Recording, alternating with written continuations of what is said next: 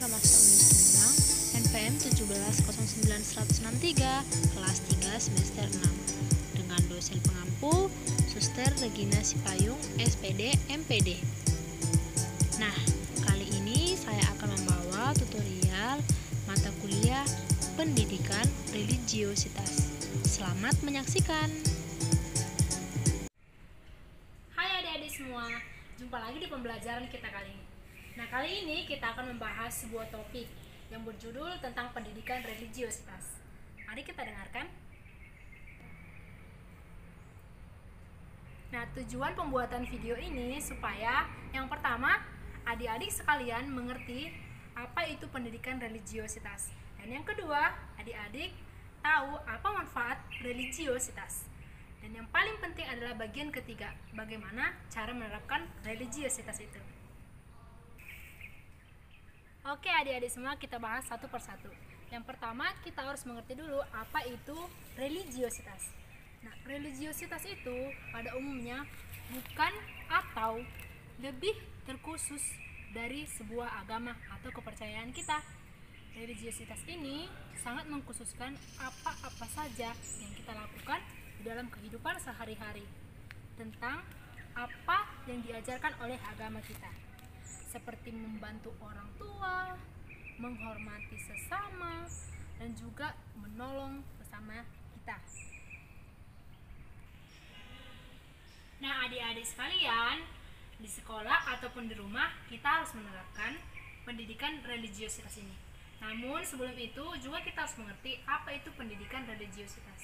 Pendidikan religiositas ini lebih menunjukkan iman kita, seperti menghormati sesama dengan berbeda kepercayaan, bukan saling mencaci.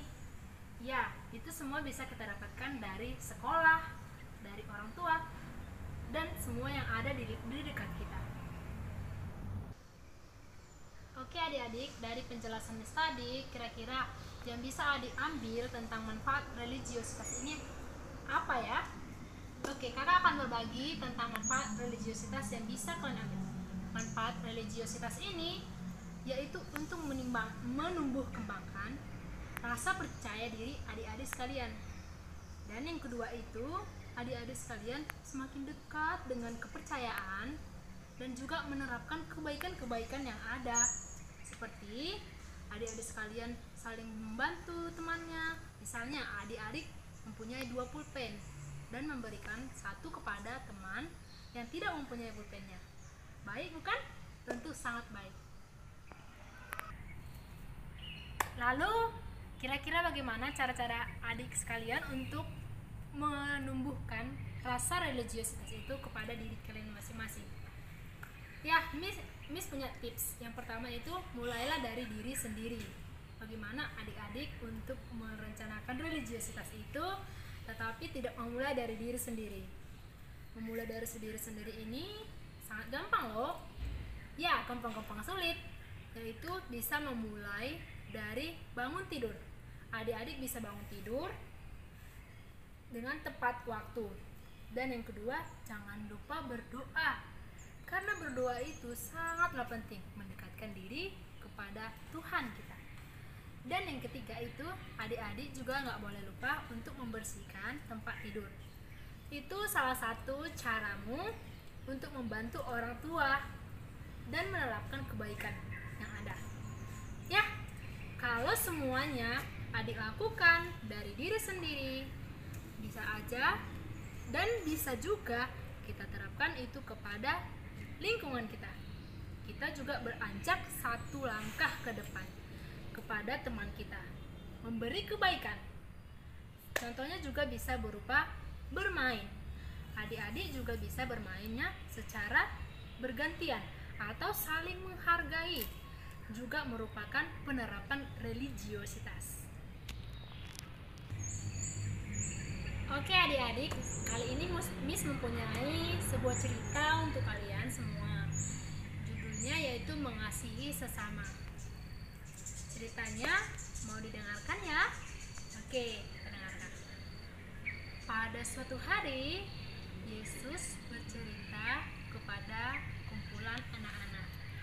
Yesus bercerita tentang seorang pemuda yang datang dari kota ingin pindah ke kota yang lain. Dia membawa banyak barang-barang. Di tengah perjalanan, pemuda itu dihadang oleh seorang perampok, adik-adik. Ya, perampok ini pun mengambil semua barang-barang pemuda itu. Semua. Dan bukan cuma itu. Perampok pun memukuli pemuda itu hingga terluka dan terjatuh di jalan. Dan perampok itu pun pergi meninggalkan pemuda itu. Beberapa saat kemudian, seorang imam yang berkhotbah di gereja dekat dengan jalanan itu melewati jalan di tempat pemuda itu terbaring kesakitan. Namun, tak sedikit pun imam itu memperhatikannya. Dia malah bergesa-gesa pergi tanpa memandang dia yang terletak. Dan pada itu juga orang yang bekerja di gereja yang sama melewati jalan itu. Namun orang itu tak menoleh sedikit pun. Dia malah pergi dan melewati pemuda yang terluka.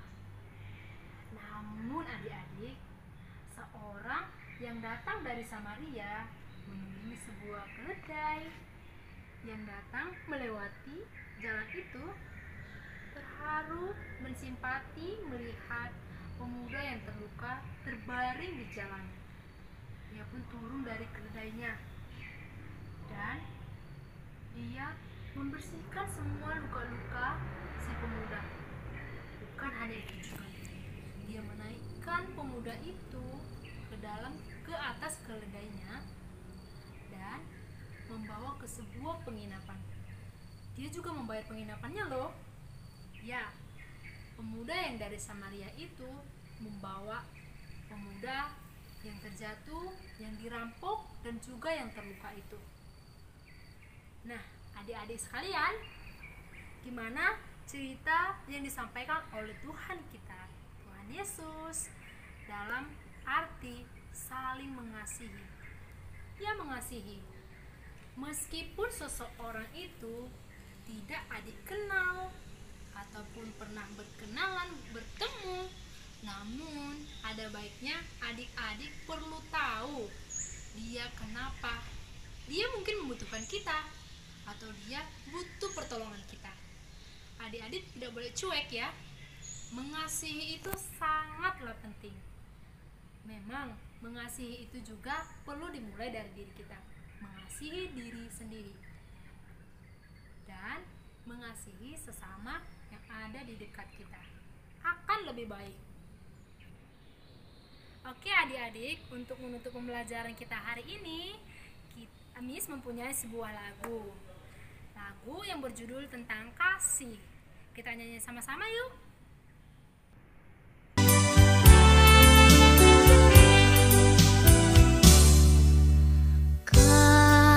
Kasih pasti lemah lembut, kasih pasti memaafkan, kasih pasti murah hati, kasihmu kasih